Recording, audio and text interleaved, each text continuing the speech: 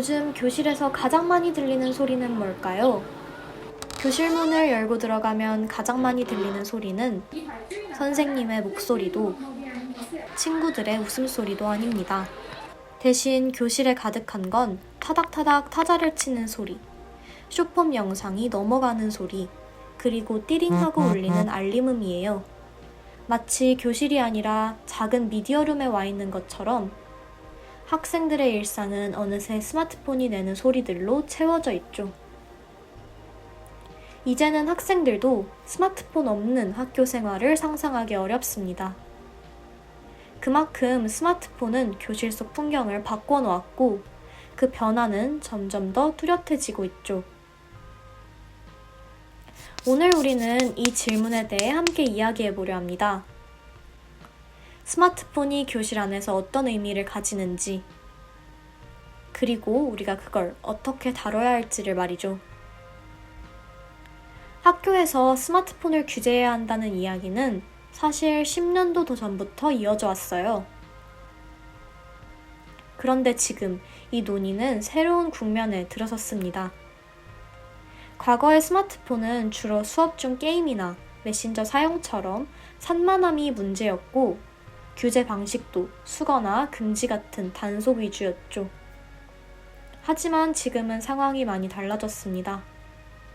틱톡, 인스타그램 쇼츠처럼 빠르게 소비되는 콘텐츠는 학생들의 정보 처리 방식 자체를 바꾸어 놓았고 챗 GPT 같은 AI는 공부를 꼭 직접 해야 할까? 라는 질문까지 던지고 있습니다. 또한 스마트폰은 학생들의 사회적 연결망이자 자기 표현의 수단까지 되었습니다. 이처럼 스마트폰 문제는 단순한 사용 여부가 아니라 학생의 집중력, 사고력, 자기주도성까지 영향을 주는 중요한 화두가 되었습니다. 그래서 오늘 우리는 이 문제를 찬성, 반대, 절충 안에 총 3가지 시선에서 풀어보려 합니다. 최근 청소년 스마트폰 중독 문제가 심각해지고 있습니다. 이에 교육부 또한 교내 스마트폰 규제에 대해 검토를 진행 중입니다. 해외에서는 이미 스마트 기기 사용 규제에 대한 여러 정책들을 시행하고 있습니다. 그렇다면 왜 학교에서 스마트폰을 규제해야 할까요? 미국 러커스 대학 연구팀은 수업 중 전자기기가 미치는 영향을 실험했습니다. 학생의 절반은 전자기기를 자유롭게 사용하고 나머지 절반은 사용하지 못하게 하였습니다. 그 결과 전자기기를 사용한 그룹의 학기 말 시험 성적은 평균적으로 5% 하락하였고 스마트폰을 사용하지 않고 옆에 두기만 해도 집중력이 하락한다는 것을 밝혀냈습니다. 실제로 핀란드의 아라비아 종합학교는 이러한 문제를 해결하기 위해 스마트폰 사용 제한 프로그램을 도입했습니다. 처음엔 학생들의 반발도 있었지만 이후에는 학습에 도움이 되고 사회성이 발달되는 것 같다는 긍정적인 반응이 나타났습니다. 두 번째 이유는 스마트폰 사용이 청소년의 정서 발달과 사회성 형성에 부정적인 영향을 준다는 점입니다. 뿐만 아니라 사이버 폭력은 최근 들어 사회적으로 큰 우려를 낳고 있습니다. 푸른나무 재단이 실시한 2025 학교폭력 실태조사에 따르면 사이버 폭력을 당한 적이 있는 학생은 17.0%, 또 사이버 성폭력을 경험한 학생은 13.3%로 나타났습니다. 특히 이러한 사이버 폭력은 피해자의 자살, 자해 충동 경험률이 높은 수치를 기록하고 있다는 점에서 큰 문제가 되고 있습니다. 학교는 소통, 감정, 갈등 조정 능력 등을 배우는 사회적 공간이어야 합니다. 따라서 학교에서의 스마트폰 규제는 단순히 기술 사용을 제한하는 차원을 넘어 정서적으로 안정된 상태에서 성장할 수 있도록 돕는 교육적 조치입니다. 마지막으로 스마트폰의 중독성과 즉각적 보상 구조는 자기조절 능력을 약화시킵니다. 실제로 미국 미시간 대학이 스마트폰을 많이 본 3세에서 5세 어린이의 심리를 분석했더니 감정 조절 기능은 깨졌고 충동성이 높아졌습니다. 겉으로 보면 스마트폰 보는 아이는 즐거워하고 집중하고 있는 것 같습니다. 그런데 이때 뇌를 들여다봤더니 지루함을 느낄 때의 뇌의 상태와 똑같고 특히 이해력을 담당하는 뇌가 축 처져 있는 것을 발견했습니다. 다른 사람에 대한 이해, 즉 공감 능력이 분노를 낮추는 역할을 하는데 이해와 공감 기능이 작동하지 않으니까 분노 지수가 높아진 것입니다. 핀란드는 이러한 우려를 반영하여 기초교육법 개정안을 통해 수업 중 스마트폰 사용을 전면 금지하는 정책을 도입하여 학생들의 자기조절력과 학습 태도를 회복하려는 국가적 노력을 하고 있습니다. 현실적으로 스마트폰을 교육적 목적으로만 사용하는 것이 어렵고 대부분의 경우 제대로 관리조차 되지 않고 있습니다. 따라서 학교는 스마트폰의 무분별한 사용을 방치할 것이 아니라 일정 수준의 규제와 교육을 통해 학생들이 바른 방향으로 기술을 사용할 수 있도록 지도해야 합니다. 그렇다면 학교에서 스마트폰 사용을 허용하는 것이 과연 해결책일까요? 맡기고 찾고 휴대전화 교내 허용은 어디까지 가능할까요? 학교에서 스마트폰 사용을 둘러싼 논쟁은 점점 더 뜨거워지고 있습니다. 학교 현장에서의 스마트폰 사용을 금지하는 정책은 과도한 규제가 아닐까 생각이 듭니다. 많은 학생들이 스마트폰을 사용하고 있으며 유용한 학습 도구로 사용하고 있습니다. 스마트폰을 통해 실시간으로 정보를 검색하고 인강을 보고 영어 발음을 교정하는 교육을 위한 다양한 콘텐츠를 사용하고 있습니다. 이 점에서 스마트폰은 학생들의 자율적인 학습을 하게 하며 교과서에 없는 부분을 보완해주고 학생의 개개인의 수준과 흥미에 맞춤형 학습을 가능하게 하는데 정말 학교에서 스마트폰 사용을 금지해야 할까요? 미국, 호주, 핀란드 등 교육 선진국의 일부 학교에서는 BYOD 정책을 도입했습니다. BYOD는 스마트폰이나 태블릿 같은 개인 기기를 수업에 활용하도록 허용하는 정책입니다. 단순히 기기를 허용하는 데 그치지 않고 학생들이 기술을 통해 정보를 탐색하고 협력하며 비판적으로 사고하도록 돕는 교육 방식을 추구하고 있습니다. 이런 정책은 기술을 통제의 대상이 아닌 학습의 파트너로 인식하여 학생들의 자기주도 학습 능력을 향상시킵니다. 두 번째 이유는 과도한 통제는 오히려 역효과를 낳을 수 있습니다. 다들 어렸을 적 핸드폰을 몰래 사용해 보신 적이 있지 않으신가요?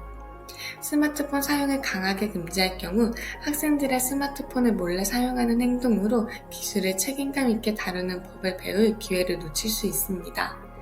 여러 교육 심리학 연구에서도 스마트폰을 완전히 금지하는 것보다 학생들이 스스로 조절할 수 있도록 하는 환경에서 오히려 집중력과 학업 성취도가 더 높게 나타났다고 보고하고 있습니다.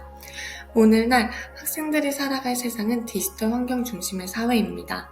그렇기에 학교는 단순히 기술을 차단하기보다 이를 어떻게 책임감 있게 사용할지를 가르치는 교육을 제공해야 합니다. 단절된 환경 속에서 자란 학생들이 성인이 되어 디지털 기술을 접했을 때 오히려 더 쉽게 중독되거나 오용할 위험이 높기 때문입니다. 마지막으로 학교는 디지털 시민성을 길러주는 공간이어야 합니다. 디지털 시민성은 온라인 세계에서 책임감 있고 윤리적인 태도로 참여하는 능력입니다. 국제교육기술협회는 디지털 시민성을 21세기의 핵심 역량 중 하나로 정의하며 이는 디지털 기기를 윤리적이고 비판적으로 사용할 수 있는 능력을 포함합니다. 즉, 단순한 기기 조작 능력이 아닌 온라인 공간에서의 책임, 공감, 정보에 대한 비판적 사고가 통합된 교육이 필요하다는 뜻입니다. 에스토니아는 기술을 금지할 대상이 아니라 활용을 가르쳐야 할 대상이라는 자신만의 교육 철학을 실천하고 있는 대표적인 국가입니다. 따라서 학교는 규제를 통해 스마트폰을 통제할 것이 아니라 스마트폰에 대한 올바른 사용법을 가르치고 학생 스스로 선택하고 조절할 수 있는 힘을 기르는 교육적 방향으로 나아가야 합니다.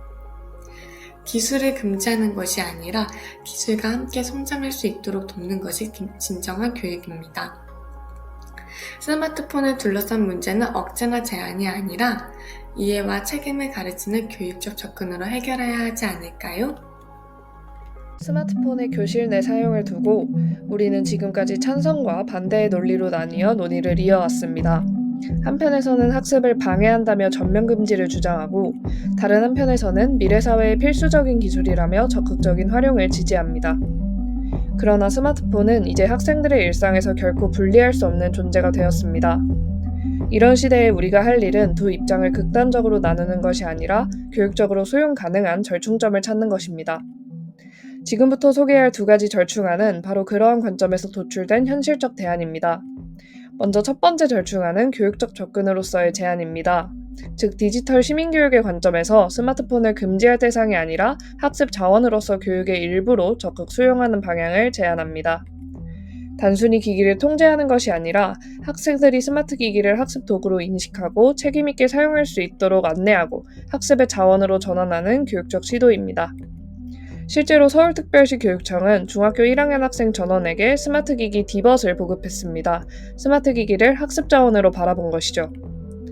이후 각 교실에 충전 보관함을 설치해 디지털 기반 수업을 안정적으로 운영하고 있습니다. 디벗은 교육 콘텐츠 중심으로 구성된 학습 전용 기기로 유해 콘텐츠 차단과 학습 집중 환경 조성 측면에서 의미 있는 모델입니다. 이처럼 모든 스마트폰을 금지하는 것보다 통제된 기기를 학습에 도입하는 방식이 더 효과적이며 이를 활용할 때의 디지털 리터러시, 자기 조절력을 기를 수 있는 실제 환경 제공이 필요합니다. 중요한 것은 디벗이라는 특정 기기 자체에 국한된 접근이 아니라는 점입니다. 꼭 별도의 스마트 기기를 일괄적으로 제공하지 않더라도 학생 개개인이 소지하고 있는 스마트폰 자체를 학습 자원이자 학습 파트너로 바라보는 것입니다. 이를 위해서는 제도적 그리고 문화적 기반이 함께 마련되어야 할 것입니다. 스마트폰 사용을 단속의 대상이 아니라 스스로 조절하고 활용하는 능력으로 연결해주는 교육적 접근이 핵심입니다. 두 번째 절충안은 환경적 접근으로서의 제안입니다. 크게 두 가지로 설명드릴 수 있는데 먼저 학생 참여를 기반으로 한 스마트폰 사용 규칙 수립입니다. 그리고 학교 환경 내 대체 콘텐츠 활성화인데요. 각각 순서대로 알아볼까요? 먼저 학생 참여형 규칙 수립은 단순한 규제보다 학생 스스로가 규칙의 의미를 이해하고 자발적으로 규칙을 준수하도록 유도하는 것이 중요합니다. 또한 그 과정에서 학생들의 반발과 저항을 줄이기 위한 규칙 생성 과정의 직접 참여와 자율적 의견 반영 경험을 제공할 수 있습니다. 이를 실제로 시행한 학교가 있는데요. 바로 경기 시흥시에 위치한 신천고등학교입니다. 신천고등학교는 2021년 2월 국가인권위원회의 권고를 받아들여 기존의 휴대전화 일괄 수거 방식을 중단하였고 학생, 교사, 학부모가 참여하는 생활규정 개정 작업을 진행했습니다. 그 결과 수업 시간 중 휴대전화 사용 제한에 대한 세부 규정을 마련하고 새로운 방식을 도입했습니다. 이러한 변화는 구성원 74.1%의 지지를 받아 시행되었고 현재는 학생들이 자율적으로 규칙을 준수하며 휴대전화 사용을 관리하고 있습니다. 학교 내 콘텐츠 활성화 역시 스마트폰 사용에 대한 절충안에 있어서 중요한 환경적 접근입니다. 쉬는 시간에 학생들이 스마트폰 외의 활동에 흥미롭게 참여할 수 있도록 북카페 열람 공간, 보드게임 허브, 아트큐브 코너, 사운드 스팟을 마련하는 등의 학교 공간 재설계는 효과적으로 학생들의 자발적 참여를 유도하는 방안이 될 수 있습니다. 앞서 말씀드린 물리적 환경도 중요한 요소지만 제도적인 부분도 중요한 요소인데요. 학생들이 직접 해당 공간에서 콘텐츠를 기획하고 운영할 수 있는 기회를 제공한다면 이는 학생들로 하여금 자율성과 책임감을 높일 수 있는 기회가 될 것입니다. 이 과정을 통해 쉴 때는 스마트폰뿐이라는 인식을 깨고 의미 있는 활동 공간을 학교에 직접 만들거나 확대하며 자기주도성을 함양할 수 있습니다.